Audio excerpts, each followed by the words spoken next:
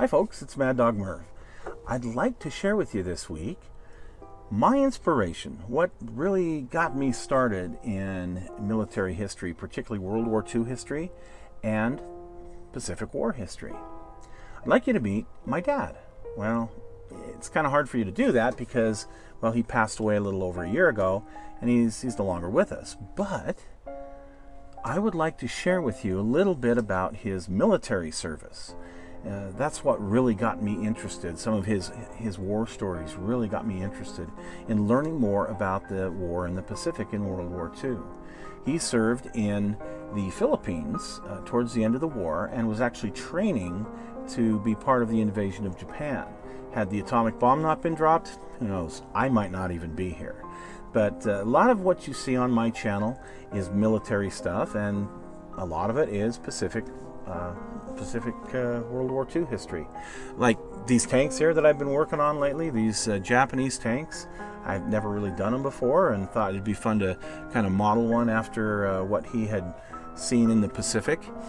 He was in an anti-tank platoon, and we'll talk a little bit more about that here in a few minutes. So stick with us. Learn a little bit more about what makes me tick, and about the military service of Melvin Brewer.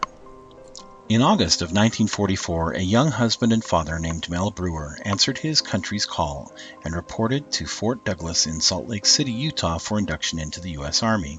While he had submitted his papers in 1941 when the United States had entered World War II and the draft was instituted, in June of 1942 he had been classified 3A because he worked in a defense installation at the Utah Arms Plant. Finally, he was reclassified in March of 1944. My dad was given a plaque when he was at the Southern Utah Veterans Home that named him as one of the most influential people for that particular year in the Veterans Home. At the age of 95, he was doing a lot of work to help the other veterans in that home so that they had very good conditions while they were there. This is one of my favorite pictures of him. Now on to his war service. Mel served in the Pacific Theater as a proud member of the Anti-Tank Platoon, Headquarters Company, 1st Battalion of the 35th Regiment in the 25th Infantry Division. This particular picture here is from a film taken in late March of 1945 of that particular unit. No, I couldn't find my dad anywhere in it. However, it is on YouTube, readily available if you search it. PFC Brewer arrived at Lingayen Gulf, Luzon, in the Philippines, as a member of that 25th Infantry Division early in March of 1945. His platoon had been trained in the use of the 37mm and the 57mm anti-tank guns. And they moved into this area that was along what they called Highway 5. And he tells us stories many times about the time where they were in some combat where the old Spanish Trail and Highway 5 met. This was some of the most savage fighting that the 25th Infantry Division was involved in World War II. This was in the Balete Pass area near the little town of Santa Fe. And Dad tells a story about this area. When they were called up, being the anti-tank platoon, they were called up to the area of the Highway 5 and Spanish Trail intersection to place some canister fire into the enemy lines. You see, the enemy had pinned down the line companies that Dad worked with. And so they set up their tripod, they loaded up some canister in the 57, and they shot it over the heads of the line company and into the enemy position. Well, he says all of the colorful language that was used by the line company for how dare they send canister shot right over their heads and into the enemy lines. It was one of those experiences you just kind of had to laugh about, but you can imagine the guys on the line company were probably pretty PO'd. It was at this time that his platoon was using the M18 57mm recoilless rifle, and it had a couple of jobs. Primarily, they were using it as canister fire to help clear out enemy infantry positions. But it also had, you could put an HE or a high explosive round in it, and take out things like these Japanese tanks. And here's an example from the 10th Armored Regiment that the Japanese had there on Luzon. This is a model that I built of one of their tanks. Although Dad said he never fired on a tank with the anti-tank rifle. One thing they were called on to do, though, is these enemy pillbox positions. They also would take that HE round, and they were called on several times to put rounds into these pillboxes across the valley. Of course, back then there wasn't much vegetation because of all of the bombing and whatnot. But that's pretty much his experience there in the center part of the Luzon area. These operations ended in mid-April of 1945, and Dad and his company were moved back to a place called Crow Valley there in Luzon, central Luzon. And here's a picture of Dad in Crow Valley. They were sent there for some R&R and for some retraining. And while they were there, this picture was taken of the platoon sergeant on the right, a guy named Marabito. He was a short-timer that had been with the unit since clear back in Guadalcanal. It was at this time that Dad started to train on a new weapon, the M20 75mm recoilless rifle. And here is a great example of one up at the Fort Douglas Military Museum.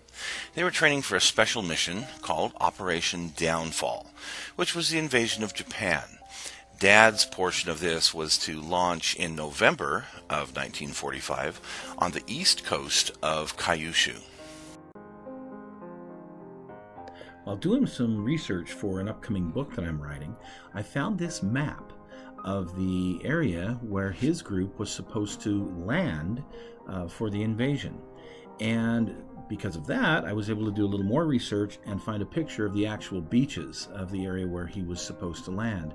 And through that, the objective, the first day objective, here's a picture taken about 6 months before the end of the war of the airfield there. And they were supposed to take this on the first day. The reason is there was supposed to be some Zero fighters and whatnot stationed there. And actually, I found this decal sheet that shows the markings of the aircraft that were supposedly at that airstrip. Fortunately, a few months later, on August 6th of 1945, a mission was undertaken that was top secret, and a single bomb was loaded into a B-29 bomber and dropped on the city of Hiroshima, followed 3 days later by one on Nagasaki.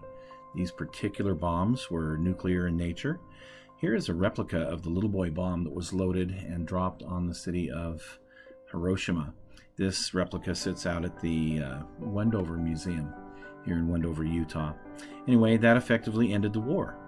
And at that point, a lot of the guys got to go back home, but my dad and many others who were just getting over there, well, they had to stay for a little while longer and be a part of the group that became the occupation force in Japan. And here my dad is with his best buddy Hal Johnson there in the middle of the picture, and a bunch of the other guys from the unit.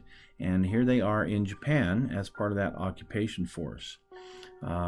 Dad was there until, the late part of 1946. Here he is in Osaka with a picture taken in a burned out factory. Dad was a good soldier, and he was promoted rapidly through the ranks.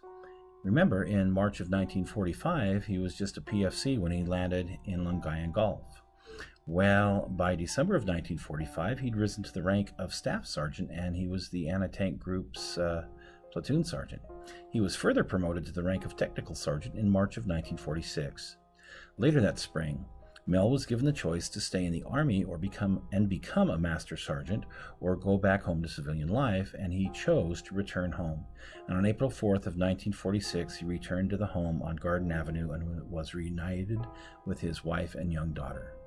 I was fortunate in my lifetime that my dad was willing to share his wartime stories with us kids, and quite frequently I would ask for him to tell us the stories. I had a great relationship with my dad, and this is my favorite picture taken with him just a few months before he passed away. In August of 2017, he passed from this earth and was buried with full military honors in St. George, Utah.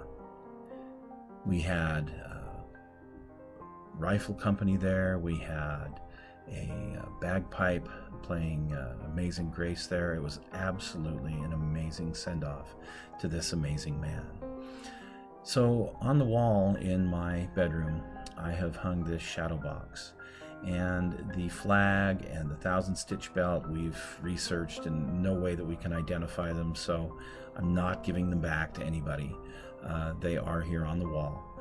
And I've added to this some letters that he wrote to home, some of the pictures that he had taken over there, as well as I have built this replica of the helmet that he had while he was there. Well, there you have it, just a little piece of my dad's war years and an understanding of why I am such a Pacific War historian. Thank you for watching.